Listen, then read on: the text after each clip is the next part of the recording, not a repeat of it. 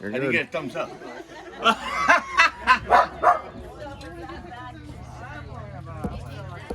Oh, so You're the blanket. like to thank everybody for coming, but you know, my name is Manny and everybody knows me, so. I don't know you. Oh, young man, I didn't even see you there. You must be. I'm just a ghost. You must be a service member, because only we can hide like that, right? I am a service member. Oh, okay. World War II Korea. You must be Walter. I am.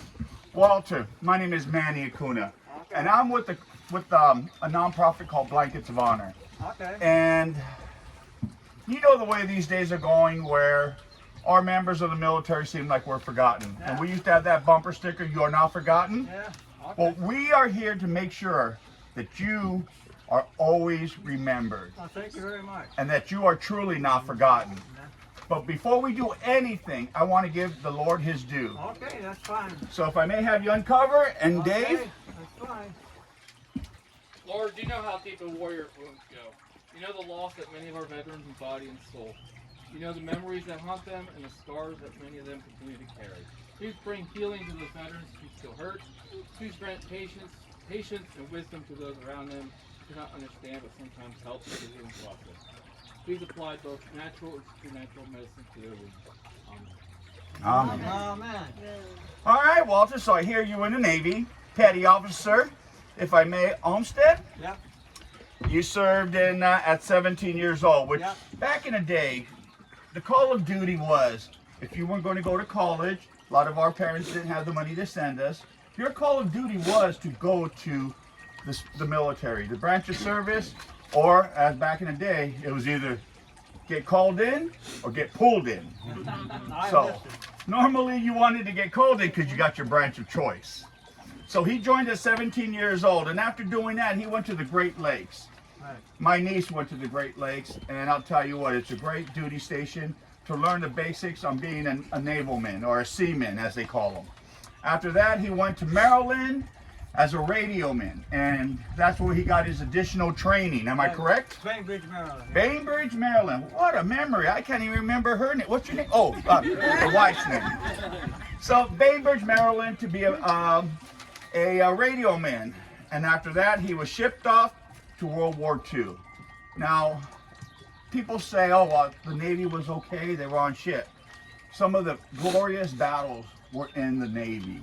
And being on ship or being on land, myself being a Marine, Okay. and also joining the Army, it didn't matter. War is war. Right. And I really thank you for that. After the World War II, you also went to Okinawa, I was in Okinawa when the World War II ended. right at the end. So it was still full of a lot of, Japanese that really didn't like you. No. On that one little piece of rock, right? The armpit of Japan. That's what they used to call it. I was stationed there myself, so. Okinawa. Yeah, in Okinawa, Yeah, Camp I Schwab. thought about that. Yeah, absolutely. Only good thing was the clear water, and you had to watch out for the eels. I was in Naha. Oh, Naha. Okay, so you had a nice right down there. Yeah. And then after that, after his 11-year career, he did a med tour. And I'll tell you, one of the most beautiful tours you can do, being out there on ship and just being with your shipmates. It was an awesome tour. And his last, he was served aboard the Sarasota, and he remained a radioman until 1956, and he was honorably discharged at the rank of petty officer, Third class. close to the last. And the best duty that he has here was when he met his wife at the USO, and in Maryland, in a dance. I And met her in Pennsylvania. in Pennsylvania. Lancaster. In Lancaster, I met her. Oh, okay. Was that at the USO? Yeah. Okay. To the Wonder Bar. Oh, he still wonders where that bar went, right?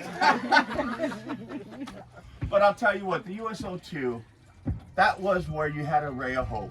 Where the women never knew if the men were going to come back, and the men never knew that this was going to be the last good time of feeling like a human being.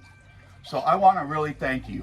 And the reason why you're here is because you've been nominated for a Blanket of Honor. Oh.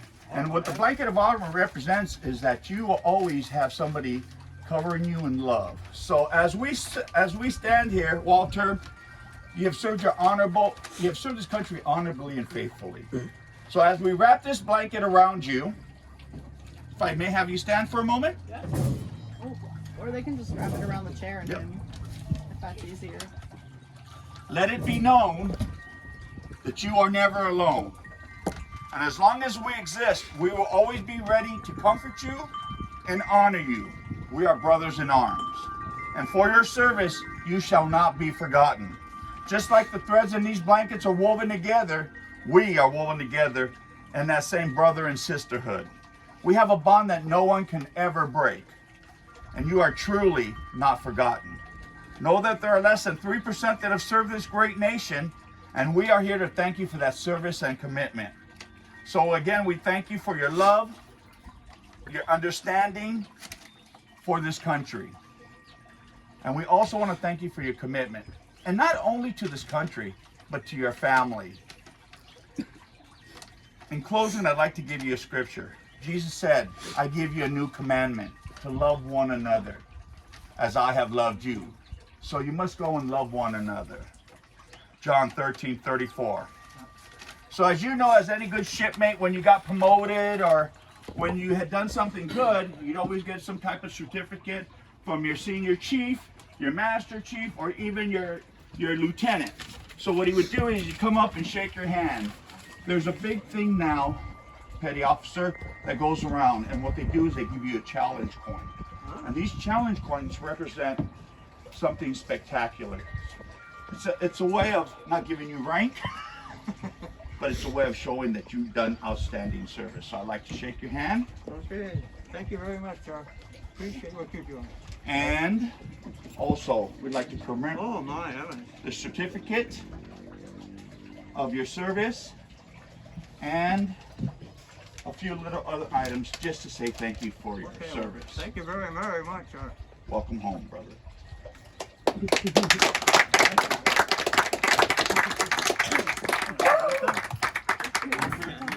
Okay. You can join in. Yeah, you want to sit down and say something there? So the floor's all yours. Okay. Well, Dennis's dad, so you gotta be saying something. Oh yeah. He's learned to be a talker. I appreciate all you people. I didn't know Dennis had this many friends. And He paid us to be here, so that's all right. but he's a wonderful son. I got a wonderful daughter-in-law, a wonderful daughter, and a wonderful son-in-law. I got 7 great grandsons and 5 great grandsons, so I mean grandchildren. And I'm living at a home and I'm having a pretty good time, except for this last curl I have. This Well, I last tour. appreciate all that you did for me. Well, we appreciate all you did for this country. I'm happy. Without Somebody had to people like stop- you. Somebody had to stop that. Look. Somebody got to go and stop this other guy now. You, Yes, yes. Yeah. that's awful. Gee, We've seen that. I know.